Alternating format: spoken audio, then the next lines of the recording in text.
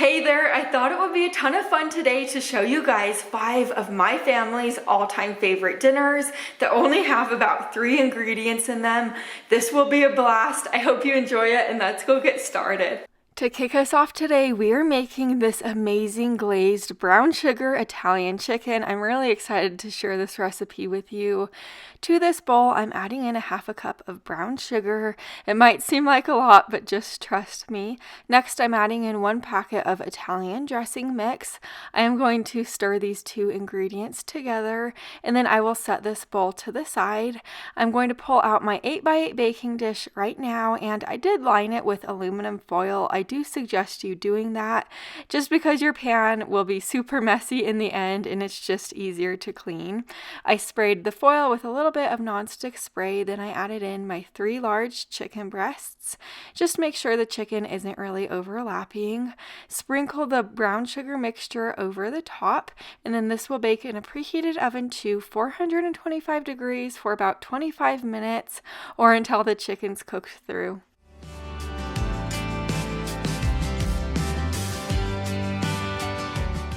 Let me tell you guys, oh man, this will be some of the best chicken you will have in your life. Also, it is so easy to make, just a few ingredients. And then the sauce is super delicious drizzled on the chicken. I serve this alongside of corn and some of this creamy Italian salad kit. I actually found this at Costco and I was skeptical about it at first, but we actually love it. Okay, now prepare for your mind to be blown. I am going to be showing you this amazing meatloaf recipe. I haven't made meatloaf in like forever. To this bowl, I added in a 6-ounce box of stuffing. Next, I'm adding in about 2 pounds of lean ground beef along with a half a cup of milk. And I am going to mix this all together. I'm mixing it with my meat masher, or you can mix it with a spoon or your hand, however you choose to do so.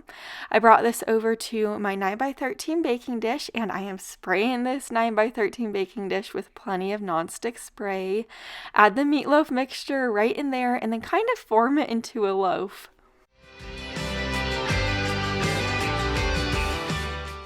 This baked in a preheated oven to 350 degrees for about 50 minutes. After 50 minutes of baking, I removed it from the oven. Now this is my favorite part. We are going to be drizzling some ketchup over the top and then just kind of spread it out as even as possible. I spread it out with the back of a baby spoon, but this baked for an additional 10 minutes to kind of caramelize the ketchup and finish cooking through. Now I'm going to be showing you my mashed potato recipe. I make this all the time for my extended family and they just love it. So I have about 9 medium-sized russet potatoes right here. I peeled them and diced them. I am going to be making these mashed potatoes in my Instant Pot. They're amazing like that. To my Instant Pot, I added in my steamer basket. Then I added the potatoes right in there. I did make sure the potatoes were kind of like an even layer. I poured 1 cup of water in, and then I added in my seasonings, a dash of paprika, onion powder, garlic powder, and then a dash of pepper and salt.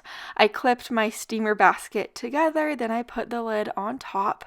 I made sure my valve was set to sealing, and then I cooked this on high pressure for about 12 minutes. After 12 minutes of cooking, I did a quick release, and now I am just going to take the little steamer basket out and then discard any liquid in my Instant Pot.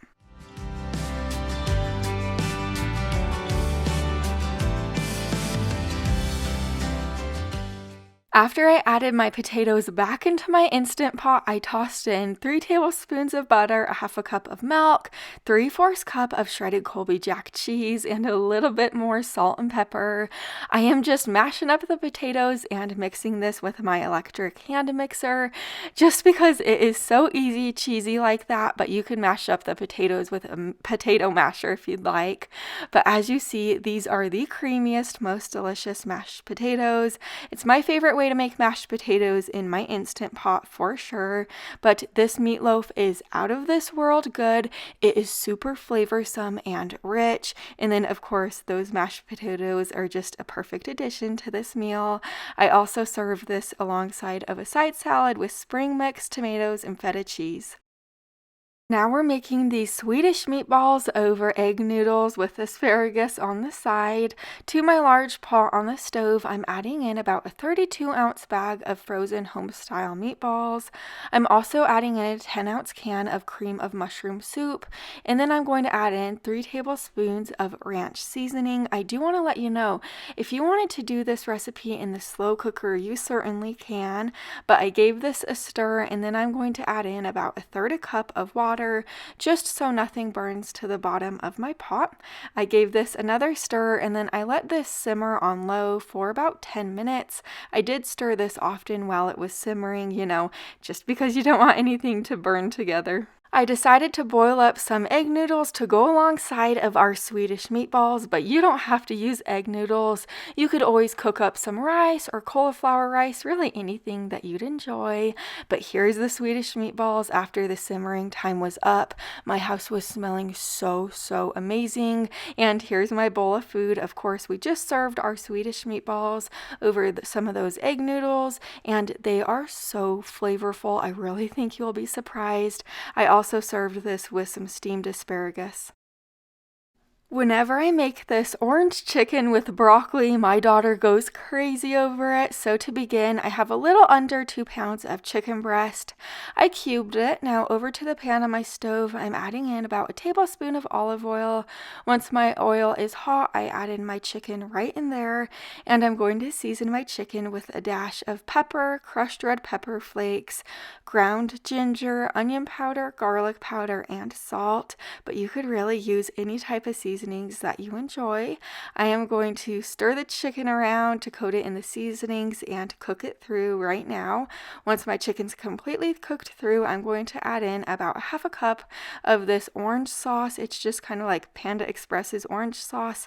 I just find it at my local Walmart, but you could use any type of orange sauce or teriyaki sauce for this recipe. Then I added in 6 ounces of frozen broccoli. I gave this a stir, and I am going to let this simmer covered for about 5 minutes. I did stir it often while it was simmering, and now it's time to serve it up. I love making this orange chicken for my family, and I think you will really love how you don't have to coat the chicken or fry it for this recipe. It just makes it a lot easier for all of us. I did also serve this alongside of some steamed white rice. Now we're making this skillet chicken and black beans, but I'm also making a cilantro lime rice to go with it. You don't have to make this, I just wanted to. To my Instant Pot, I added in a cup and a half of jasmine rice along with 3 cups of chicken broth, a tablespoon of minced garlic, a tablespoon of olive oil, and a tablespoon of lime juice. I am going to give this a really good stir, and then I'll put the lid on top. I'll make sure the valve is set to sealing, and then this will cook on high pressure for about 5 minutes. I do want to let you know, if you don't have an Instant Pot, you could always do this over the stove.